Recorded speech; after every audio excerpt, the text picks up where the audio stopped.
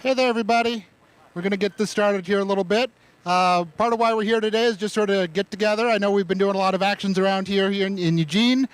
Just wanted to sort of have an opportunity to have a little bit more of a chill event, but also to recognize the fact that right now, on the 24th of July, we have Netanyahu over at a joint session of Congress. That'd be the fourth one of his. Yeah. But we here in Eugene have been showing our resistance to this this whole genocide that's being done in our name with our tax dollars. I want to read a little bit of a report back about the action that happened on the 15th of April, Tax Day, couple of months ago now. Yeah, absolutely. Let me do that. All righty. Turning it up a little bit. There we go. So on the morning of Monday, April 15th, community members in Eugene, Oregon blockaded I-5 in solidarity with an international call to action to shut down economic trade for Palestine. Yeah! Goal of this global solidarity effort was to shut down the economy that funds the ongoing occupation and genocide in Palestine. As a point of note, since that time, that occupation has been deemed in contravention of international law, for whatever that's worth, by the ICC. Anyway, in response to this expression of the First Amendment right, 6 state agencies, which include the Eugene Police Department, OPD, SPD, Lane County Sheriffs, and the SWAT team along with them, showed up with over 127 officers equipped in riot gear with munitions and chemical weapons on display. Yeah. Various points, pepper ball guns were aimed within lethal distance at people's bodies. 62 arrests were made, and protesters were kept overnight, some for over 30 hours, for this call to end a genocide that has already martyred over 30,000 Palestinians. That was then. Now the estimates are more along the lines of about 120,000, which is catastrophic and unconscionable. While all prisoners everywhere are subjected to dehumanizing treatment, we highlight that several trans and gender nonconforming folks were kept in solitary confinement without being presented options, and at least 2 arrestees were denied access to medications that were on their person with prescription notes at the time of arrest. Shame. That's right. While outrageous that 62 citizens that chose to rebel against this country's complicity with genocide were punished with jail and collective charges, it doesn't compare to what each and every Palestinian is subjected to every day. Our 24 to 32 hours in jail pales next to what political prisoners all around the world experience. For those of us whom this was the first experience in a cage, we reaffirm our commitment to the struggle for Palestinian prisoners and prisoners everywhere, against the police and prisons, against the occupation, against American imperialism, against capitalism, for a better world, the chance for which we will not fail to seize. Yeah.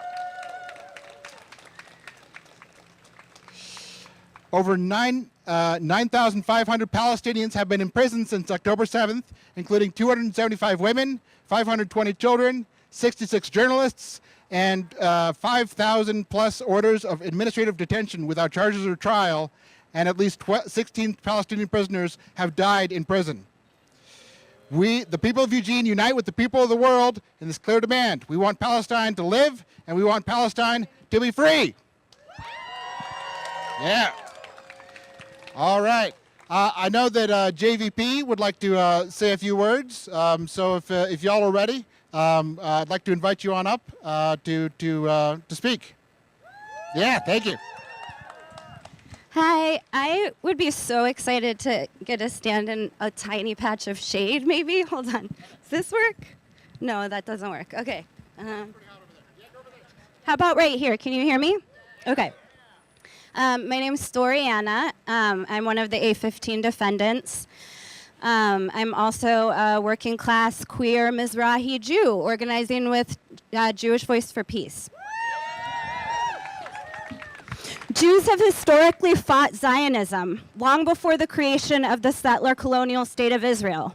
From the uprisings in the ghettos of Vilna to the protests of the first Zionist congresses in the 19th century, we Jews have taken up many fights for a just collective future.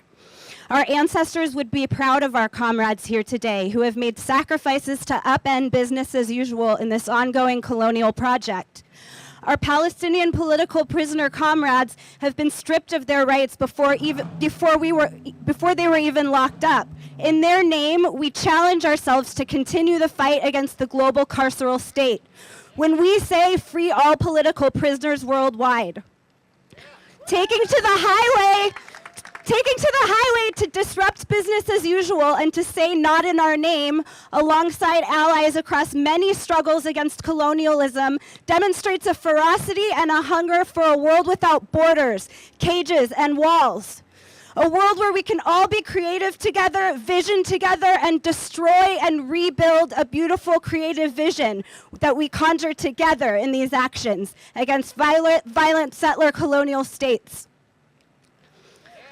During this time of uprising, we're looking at a hot iron ready to strike, to bend toward a new direction, one mapped by the many successful struggles for justice around the globe.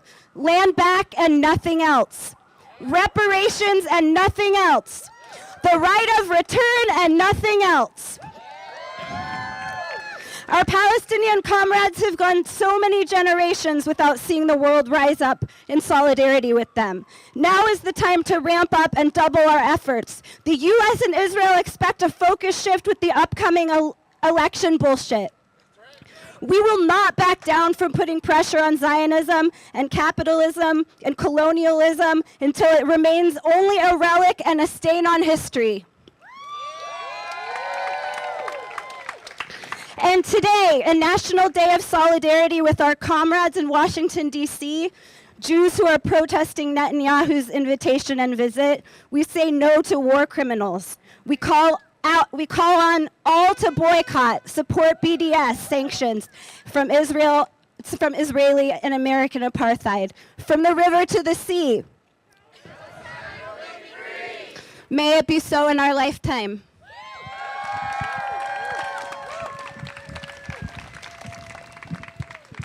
Oh, thank you so much. That was excellent. Who else do we have that would like? We have PSL if you'd like to come on up. Or any org. Yeah, go for it. Thank you. Hey, everyone. My name is Kaleigh. I'm a local organizer, and I just wanted to give a quick plug. We are going to be hosting a film screening of Gaza Fights for Freedom, a free film screening. Woo! It's great. On Thursday, August 8th at 6 p.m. at the Eugene Art House. The screening is going to be followed by a virtual Q&A with the director, journalist Abby Martin of the Empire Files. So we're really excited about it. We'd love to have you all there. Join us. It's free. Again, that's August 8th at 6 p.m. And if you want more info, you can come find me after. So thanks so much. Free Palestine.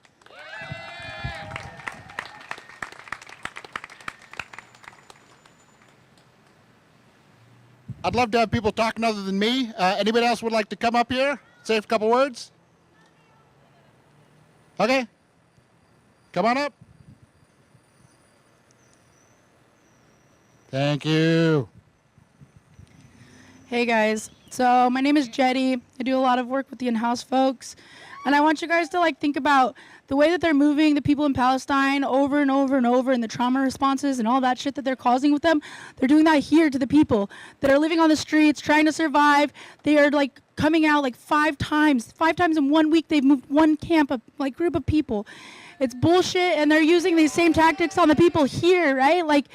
We need people to stand up for them, and it's a hard fight, but it's what they're doing right now to people here. Right now, we have people having heart palpitations, people having mental health crises. I'm not sick. This is my voice. I'm living out with these people, and I'm fucking tired.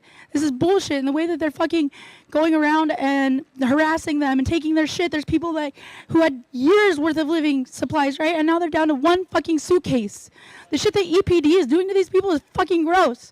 And so we need to put it all together, right? It's all one fucking struggle. So.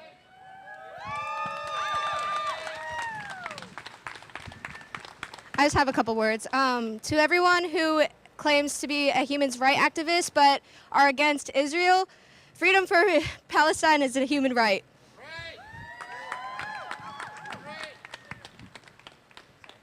Thank you. Hi, everyone. I just wanted to say a couple of things. One is, I mean, some of you may have followed it on the news, but on the East Coast where Netanyahu was the invited guest of the U.S. Congress, about one of the few places on earth where he would be welcome and would receive applause, but activists, thousands of them, tens of thousands of them, you know, demonstrated right outside, blocked intersections, and made sure that people around the world knew that Netanyahu was not welcome in the U.S. And in fact, one thing has changed. I know a couple of people have mentioned that already. It's important mentioning that the movement to defend Palestine and against the Zionist apartheid state of Israel has grown significantly. Used to be, even in big cities, pro-Palestine demonstrations would be 50, 100, 200 people. Now it's thousands, tens of thousands. Netanyahu himself had to acknowledge the demonstrations. He called people like us useful idiots for Iran, something like that. It's Netanyahu. Being insulted by Netanyahu is not a bad thing. It's actually a good thing. But the point is that they can't go on ignoring what's happening in the streets. And a number of the people who spoke at the podium mentioned this, and you know, it kind of reminded me again that this is very true nowadays, is that a majority of the Americans support the ceasefire. Even a majority of the Republicans support the ceasefire. And yet, our Congress, our president, our government continues applauding the Israeli government. Shame, shame. Netanyahu has gone to one of the few places on earth where he can be welcome. He's committed genocide. We're getting close to a year, and every day hundreds of Palestinians are being killed, and the world knows it. And this is something that the Zionist state of Israel cannot get back up from. I know it's painful for all of us. We've been in the streets and we keep turning on the news and hearing more and more Palestinians being killed every day. But I want to tell you, my friends, my fellow activists, things have changed. Our actions around the country, around the world, has had a major impact. Israel can no longer commit its crimes in the dark like it has done the last 75 years. One other point I want to make, and it's very, very important. Everyone here knows it, but I think it's important to point it out when we talk to people, is that there's a reason that Netanyahu has gone to the one country in the world where the government welcomes it. And that is that it's not just that the U.S. government supports Israel. Israel is an arm of U.S. imperialism. Israel is an outpost for the U.S. Israel has done a lot of service for the U.S. Israel has done its share to suppress progressive and revolutionary movements in the Arab world. Israel has earned its place for U.S. imperialism to get the money, to get the support. And for that reason, it's not enough to think of wanting the U.S. to stop supporting Israel. It's understanding how intertwined U.S. imperialism is to the Zionist state of Israel. So when we are active, when we are active against the state of Israel, when we're active against Zionism, we are in effect active against U.S. imperialism. And that, if we have any concerns for the U.S. working class, for the oppressed people in the U.S. and elsewhere, that's a must. We must struggle against U.S. imperialism and all of its arms, including the Zionist state of Israel. Thank you. Very well said. I love it. All right, we got a couple other speakers. Anybody? Oh yeah. Come on up. Thank you. I love all you people so much. I posted an editorial on the Eugene Weekly last week, and I've been noticing these passages that are very commonly repeated now in 2024. These are new, and almost every speaker recognizes now that we are dealing with a global imperialist system that is dominating everybody in the world, and funneling up all the power and wealth up to a tiny 0.01%. And so you hear words in every talk about capitalism, about oppression, about a plutocracy, and now I've got a couple of more good clips from today for saying the same thing. So keep up the good work. I've been doing this for 50 years, and in 2074, most of you are going to be doing the same thing, because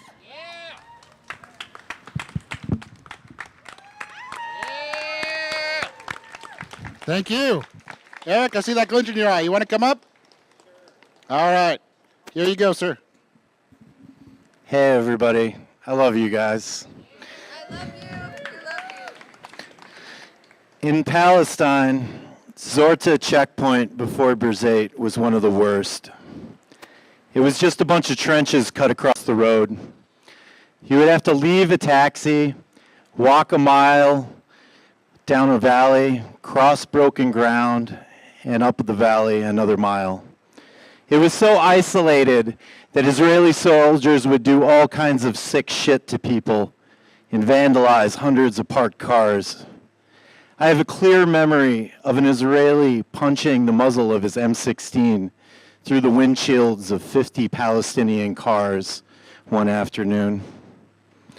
Thousands of people had to cross the checkpoint every day. When the Israeli soldiers decided they wanted to stop traffic, they would just show up, shooting guns everywhere and firing tear gas. A few minutes later, after people scrambled for their lives, they would have to approach the soldiers and present their IDs to cross the impromptu checkpoint. The average wait time to cross was 3 hours.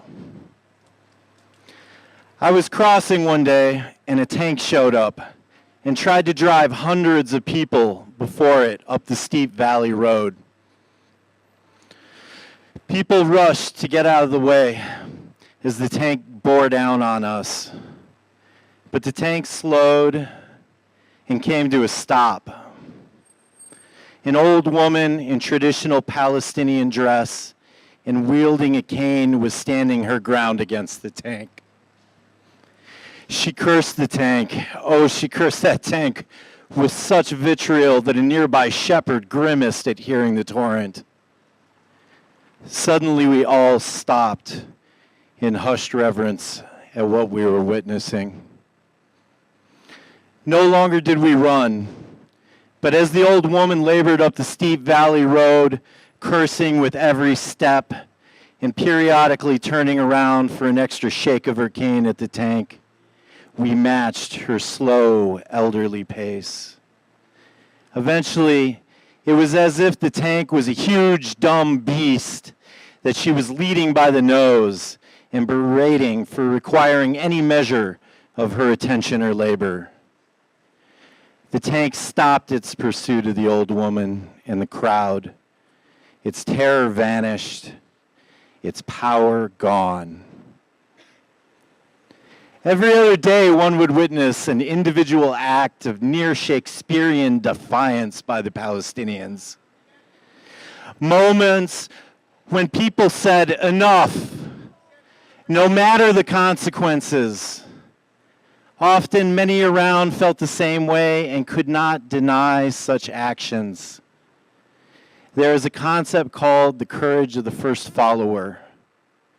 It considers that the second person standing up may be more courageous than the one who first stood alone. All I can say is that when a moment of truth occurs, it is undeniable. As such moments unfold, courage is a word that can hardly contain or describe people's collective response. I've almost died on a couple of journeys through Zorta checkpoint, but on that day, an old Palestinian woman took away my fear.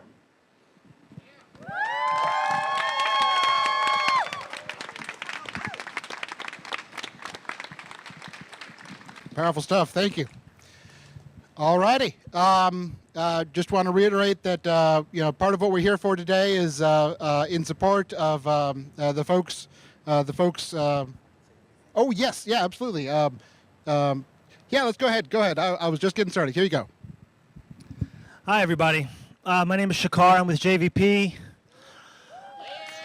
Thanks. Eric was talking about courage, and I can't help but think of the Houthis. And let's give it up for the Houthis. They are the first to hit the center of the Zionist entity, Tel Aviv. Hezbollah has changed the game in the north. The Houthis have changed the game in the south. Eilat is a ghost town. So the armed resistance is real, and it's out there, and they're working really hard. And I just want to mention them and bring them out here, and long live the resistance. Thank you. Free Palestine!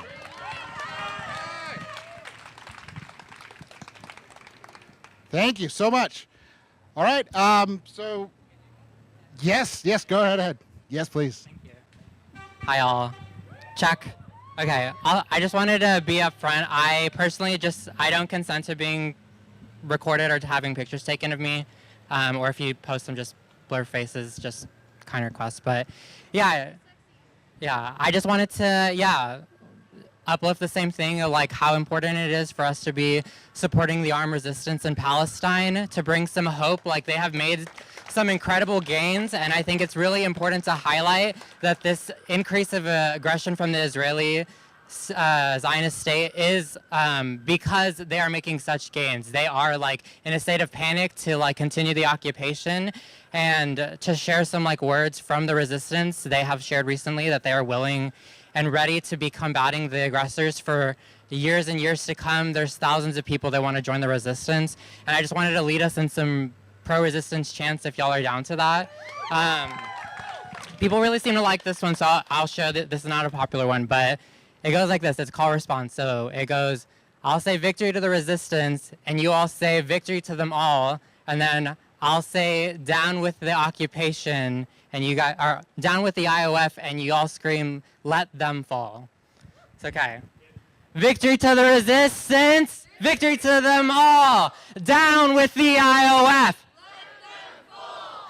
Victory to the resistance, victory to them all. Down with the IOF. Let them fall. Victory to the resistance, victory to them all. Down with the IOF. Let them fall. Thank you.